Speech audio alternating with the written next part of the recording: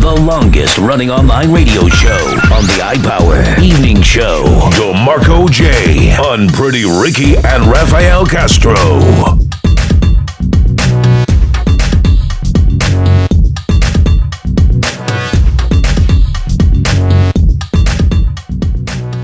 Everyone, DeMarco, Ricky, and Rafael in the building. This is Speak Loud Talk Tuesday on the IPES. All right, let's talk about law enforcement on the force. Just a legitimate question. When it comes to the black and brown communities nationwide, do you trust the police? What's scary about this is how long have these kind of acts been going on and covered up? How many people have been shot and murdered and sentenced to prison with long jail sentences by corrupt cops and corrupt systems that support corrupt cops? But I would like to see a real investigation going back decades into how many people have been the victims of police corruption in drug arrests, especially search warrants and no-knock warrants that for decades put thousands of people in prison. That was Dr. Cornell X talking about the police corruption here in the United States, corrupting the black and brown communities across the country. Let's go to the phone lines. Peter Passion, you're next on iPower 1 FM. Go ahead, Peter Passion. Hi. Hey. Hello, DeMarco. Hello, Ricky. Hello, Raphael. How you doing, sir? Hey, what's up there, Brett? Hey, what up, Peter Passion? All right, even though you're an openly gay white male, do you trust the police? Well, for me, that all depends if the cops are doing their job to protect the LGBTQ. Because it's obviously they are not doing their jobs when it comes to protecting gays, lesbians, and transgenders from being attacked by these bigoted homophobes. Right. There have been more transgenders murdered in this country, and the police is not doing their jobs in order to stop the hatred by these gay-bashing criminals. If the cops can do their jobs right and lock up these bigots who are committing these hate crimes against the LGBTQ community, then maybe, just maybe, I will trust the police even more. But until then, like I said, it all depends if the police is doing their goddamn job. Absolutely. Talk to you guys later. Ta-ta. Take care, Thanks for Brett. that call, Peter Passion. Donald, you're next on iPower 1 FM. Go ahead, Donald. Yeah, this is Donald. Go ahead, Donald. Do you trust the police when it comes to the black and brown communities? You goddamn right I do. Tell us why, Donald. As a Vietnam veteran,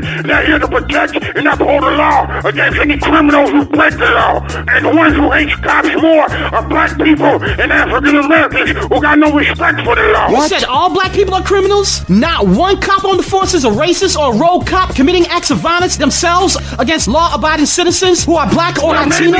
Maybe back in the 60s, but not today. What? I don't see that Donald, it happening is happening today in 2019. You need to stop- It is you need to happening stop today. talking bad about our law enforcement. That's a problem. That's a problem, Donald. They are not protecting you and I. Yes, they And there are. are still rogue They and are. racist cops on the force as we speak, sir. Yes, they are. Matter of fact, you have white nationalists. The KKK and neo-Nazis has infiltrated the police departments Yes. across the country for decades, sir, right into 2019. Thanks for your call, Donald. Thanks for your call, Donald. Goodbye, Donald. Stacey J, Jesus you're next Christ. tonight, Power 1 FM. Go ahead, Stace. Yo, Stacey J, represent hip-hop. How you doing, my Hey, brother? what's up there, Brett?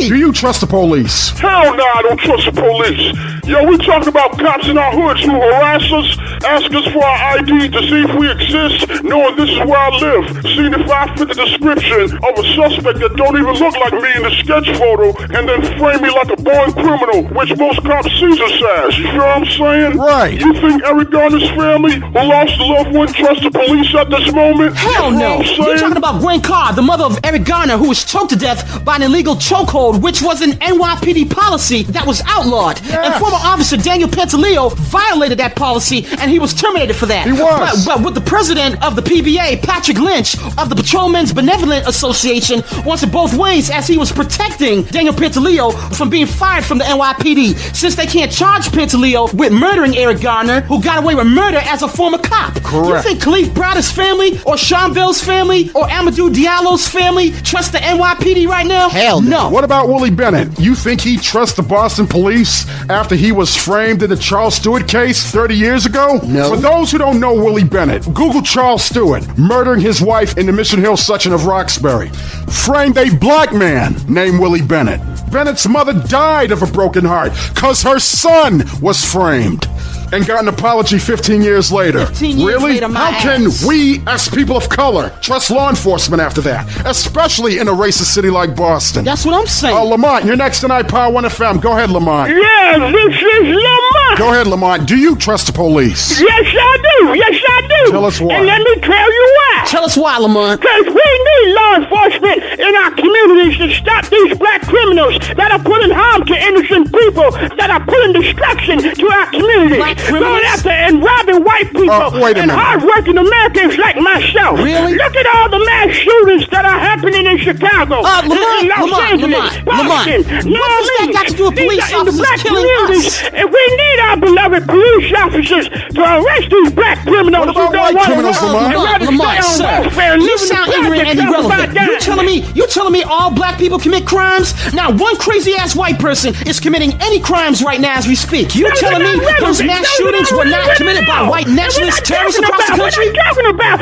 alleged white criminals. What? We're talking about black criminals. No. Lamont, Get him off the phone. Get him off the phone. Lamont, Get his you're ass on the twisting phone, this. You're DeMarco. I twisting can't take this guy. You're not going to Jesus twist Christ. this and act like all black people are criminals. Right. Knowing that whites are out there committing all kinds of violence towards African Americans and people of color. White mass shooters exist, Lamont. Sure do. So is rogue and racist cops who kills black people with their hands up like they did Mike Brown. Exactly. Goodbye, Lamont. Goodbye. Stupid-ass puto. I'm not going back and forth with you on law enforcement is needed in just black communities when we see these crazy-ass white folks with guns shooting up these schools, churches, movie theaters, you name it. And not one black face in the bunch committing these mass shootings. Not but we one. see all black folks as the main criminals. Which is racial Makes no kind of profile. sense.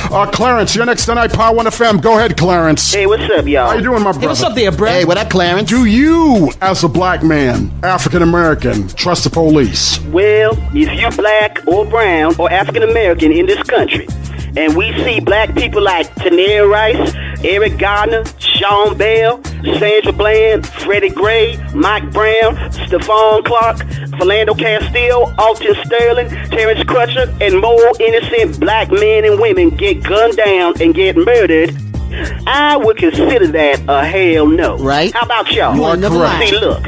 We as black people didn't teach ourselves not to trust the police, not to trust 5-0. It was law enforcement that taught us black people not to trust them. You ain't Know what I lying. mean? Yes. How do we know that?